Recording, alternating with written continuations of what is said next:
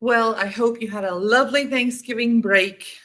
Only 3 weeks till Christmas break, so there's something. So, all right, today what we're going to go over is balancing equations. We're doing this on Monday in regular like on-site classes, and so I'm going to give you like a miniature version of what we're going to be doing in class Monday morning. So this is the assignment. Ultimately, these are the practice problems that you're going to be doing, okay? And so what I'm going to go over with them on Monday is we're going to go through some steps to balancing chemical equations, okay? We've been talking a lot about chemical compounds and bonding and atoms coming together, and now we want to take compounds and put them with other compounds to see how they're going to react, okay? So we have to figure out some nuts and bolts before we can start talking about chemical reactions. So if you'll grab your notebook, grab your science notebook. We're going to take some notes. And we're going to do some practice problems today. Hopefully, this will bring back some good memories because I'm sure that you've done this in physical science a couple of years ago, or if you had like a science class in middle school, you might have done balancing chemical equations. So here we go. Here's just some general rules. There's not major steps to follow, but some general rules you need to think about. When you're balancing a chemical equation, first of all, you need to check every atom on the reactant on the product side. So for example, what I'm talking about here is if you know that you've got nitrogen gas, which the formula for nitrogen gas is N2, and you're going to mix it with some hydrogen gas, H2. Those are called reactants. They're starting substances. Those are what we begin the reaction with. So we're going to mix these two gases, and we could even put a little subscript of little g beside it, little g, to represent that we know what state of matter they're in. They're in a gaseous state. So nitrogen combined with hydrogen are going to form, they're going to react to form ammonia, NH3, ammonia gas. All right, so this is a real chemical reaction. Okay, so nitrogen gas and hydrogen gas react to form ammonia gas. Now the problem is if you check every atom on the reactant side versus the product side, you'll notice that here you have two nitrogens, but when the reaction completed, here you only have one. Okay, so it looks like we've lost an atom there. And we know according to the law of conservation of mass, that can't happen. You can't lose atoms or create new ones. Here you have two hydrogens as reactants. It goes through the reaction. You end up with three on this side. Again, that's not possible. So we just need to show in nature, how does this actually work? What's the ratio of nitrogen gas to hydrogen gas that's going to produce the right amount of ammonia? Okay. So what we're going to do is you check every atom on the reactant and product side. We know that this is not balanced, so this is a problem. Number two, we're going to use coefficients. Coefficients are the big whole numbers that you might see in front of a formula. So for instance, sometimes you might see a formula that has like a 2 in front of it. If you did the molar mass worksheet from last week, you'll notice that one of the formulas had a 2 out in front of the H2O. Sometimes you might see like a 4 in front of a formula. That just means you have that many groups of that thing, 4 hydrochloric acid molecules or 2 water molecules, okay? So the coefficients apply to the whole formula. They are not subscripts. Subscripts are the little numbers that only apply to what they're directly behind, okay? So we're going to use coefficients to balance atoms on both sides of the equation.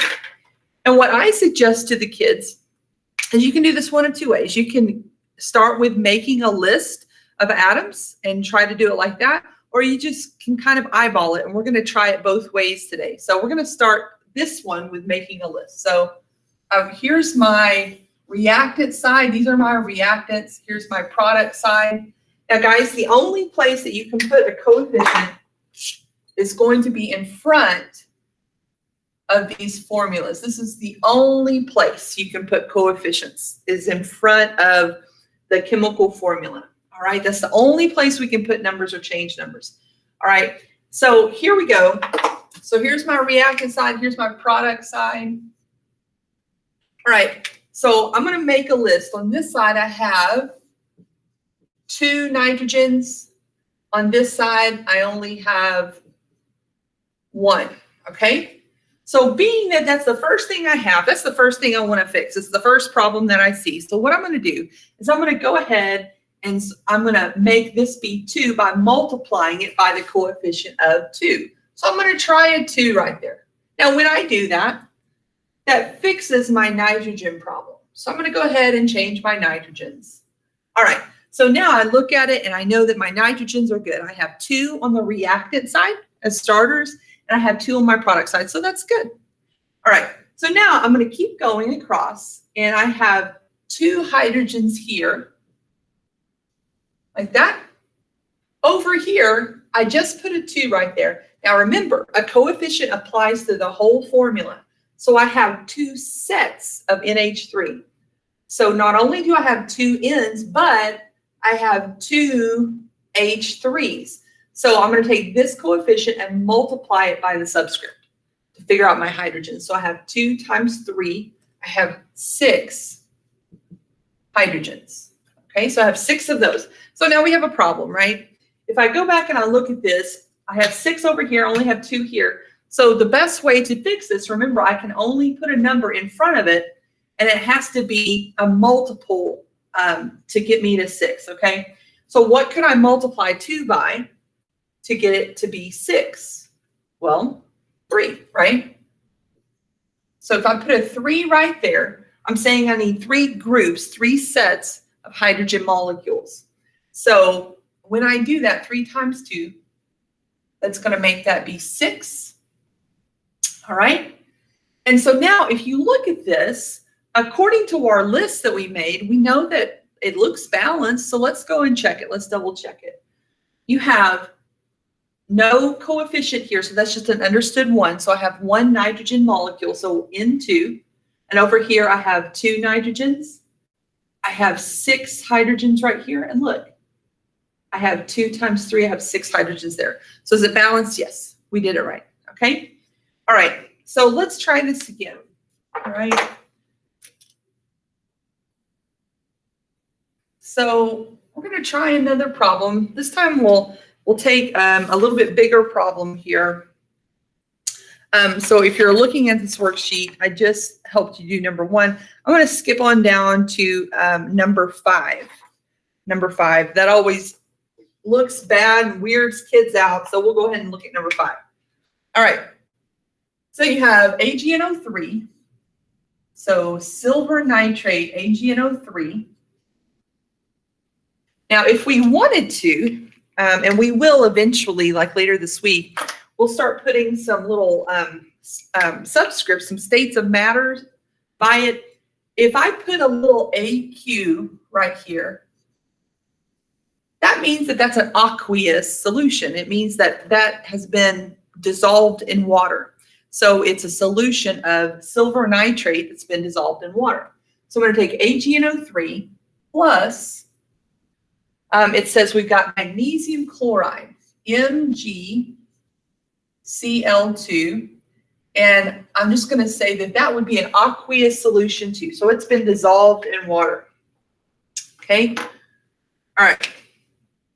It's going to react to form. And so you got your arrow there. So right here, these are my reactants. These are the 2 things that I'm starting with, and they're going to react to form. And the arrow means to form or to yield. It doesn't mean equal.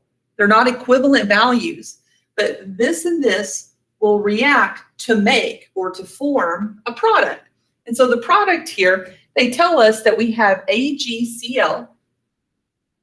And if I put a little s in a subscript beside it, what do you think that means if I put a little s?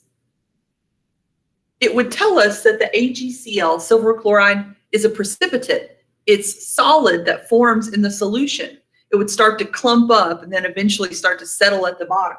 So it's a solid precipitate, plus the other product here would be MgNO3 2.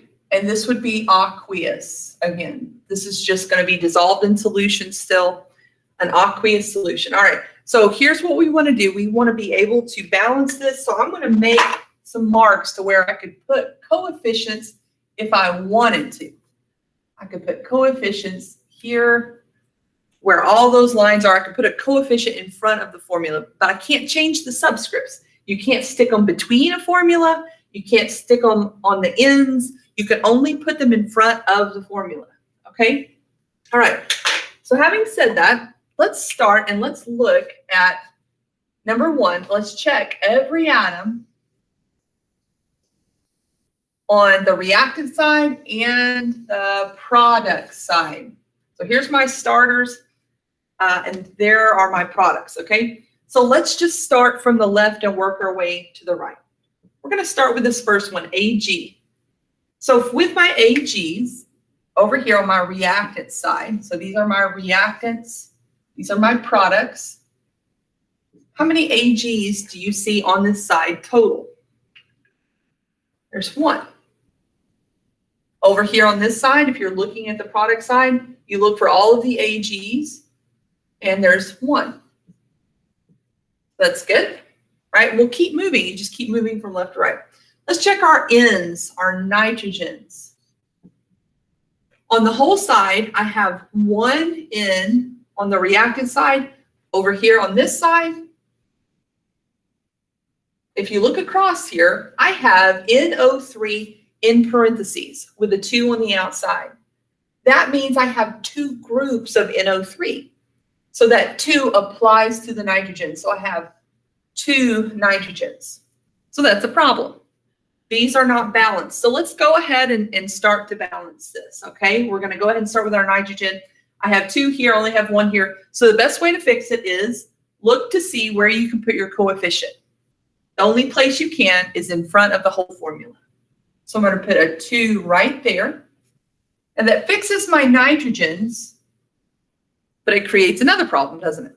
Okay, so now we need to go back and check our silvers. While we're here, let's just go back and look at this. Now I have 2 silvers, so I'm going to go ahead and change that. All right, might as well go over here and check this side. I need to fix this because my silver, you want it to match this side. I have 2 silvers now, so I want to match this. So the only way to do that is to put a 2 there and a 2 there. Okay, so now if you look at this and you're just reading it from left to right, the silver is good. I have 2 and 2. The Ns, I have 2 Ns here.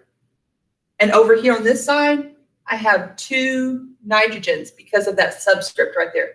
It distributes over, okay? So my nitrogens are good. So we're going to keep moving across, okay? So the next thing that comes up is oxygen. Now here's the thing. I said as the last step here, try to save oxygen and hydrogen till last, okay? So just as a general rule, we're going to leave that oxygen and we're going to come back to it later, okay? And the reason is a lot of times when you balance stuff with oxygen and hydrogen in it, if you balance everything else first, they just take care of themselves. It just gets balanced in the process, okay? So here we go. We're going to skip that oxygen for now. We'll come back to it. Mg. How many Mgs do I have right here, guys? In this whole reactant side, I have 1. Over here, if you look at all of the reactants, there's no subscript by the Mg, so it's just 1. Okay, how about the Cls right here? How many Cls do I have? There's a subscript there. It's 2. Over here, you look at your whole side and you look for chlorine. Here's chlorine. You see there's a coefficient there in front of the formula. So that means there are 2 chlorines. Now look at this list. That's awesome. It looks like everything is matching up. The only thing we haven't done is the oxygen. So let's go back and check. Okay, so oxygen on this side, you look at the whole side. Okay, so here's my 2 in front of this formula. So I'm going to say 2 times 3 would be 6 oxygens because I have 2 groups of silver nitrate. Over here, you look at the whole side. There's none here, but over here, you have oxygen with a subscript of 3, and there's a 2 on the outside of the parenthesis. So it distributes, and you multiply. So 2 times 3 would be 6 oxygens, and voila, everything's balanced. Okay, that worked pretty well. All right. Okay, Hopefully this is making sense. Okay. We're going to do one more problem because this is what I plan to do tomorrow in class. We're going to look at number 7, which is CH4 plus O2, that problem. If I can find my rag here. All right.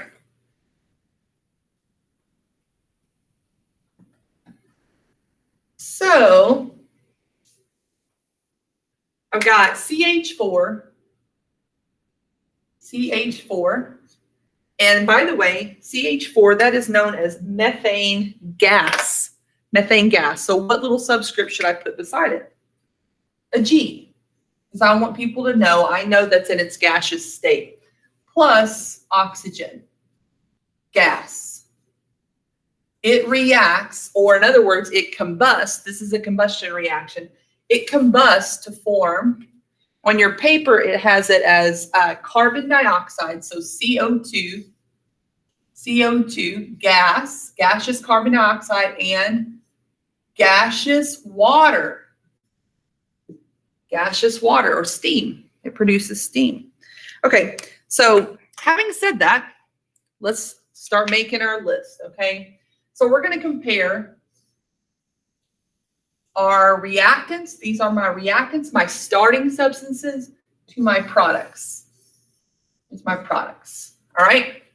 Okay, so now remember the only places that you can put coefficients are in front of the formulas. These are the only places. And if you need to make a little mark, just so you'll remind yourself, this is the only places that you can put numbers. You cannot add subscripts. You can't take subscripts off. You can't squeeze a coefficient down into a formula. It looks weird and I'll make fun of you. Okay, so make sure that you just put coefficients in front of the formulas. Okay, so here we go. Let's start with, on our left side, we're going to start with carbon. Okay, so as a reactant, how many carbons do I have on this side? 1. There's no subscript beside it. Over here, it's 1. Same thing, 1 carbon. Now, all we have left is hydrogen and oxygen.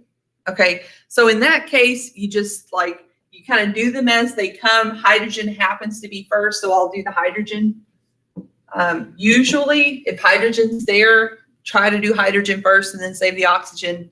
But you just kind of have to play around with them. If they don't work, you try it again. That's why you should use a pencil on these things. Don't use a pen. Use a pencil. Okay, so here we go. You have 4 hydrogens on the reactant side here. Over here, how many do you have? 2. That's a problem, okay? So I want this to be 4. So the best way to do this is to multiply it, right? So I'm just going to put a 2 there in front. And when I do that, that changes my hydrogen to 4. Okay, so now my hydrogens and my carbons are good. Let's go check our oxygens. That's all that's left, right? On this reactant side, how many do you see? 2. On this side, you check the whole side, okay? You want to make sure you get all of them. So here's 2 as part of the carbon dioxide, 2 plus, see this coefficient right there? That applies to the whole formula. So I have 2 groups of water, 2 groups of H2O. So I have 2 O's here plus these 2 right here. So I have a total of 4 on this side, right? So I have 4 here, I only have 2 here. So what could I do? I'm just going to add a 2 right there because that will multiply. I have now 2 groups of O2, so 2 times 2 would be 4. And you check, all right? If they match up, if the atoms of each compound are the same on both sides, you've balanced it and you've done it correctly, okay? I hope that you can get these to work. If you have problems on some, see me on the Google Meet on Tuesday, or just email me, hit me up, all right? But you're going to try to finish all of these. I did notice there is a typo on, well, I tried to correct it. A typo in number 9, but hopefully, like I corrected it, you can see the CO2 looks a little wonky, but it's supposed to be carbon dioxide. So it should be right. Anyways, do your best and let me know if you have trouble. Okay, good luck.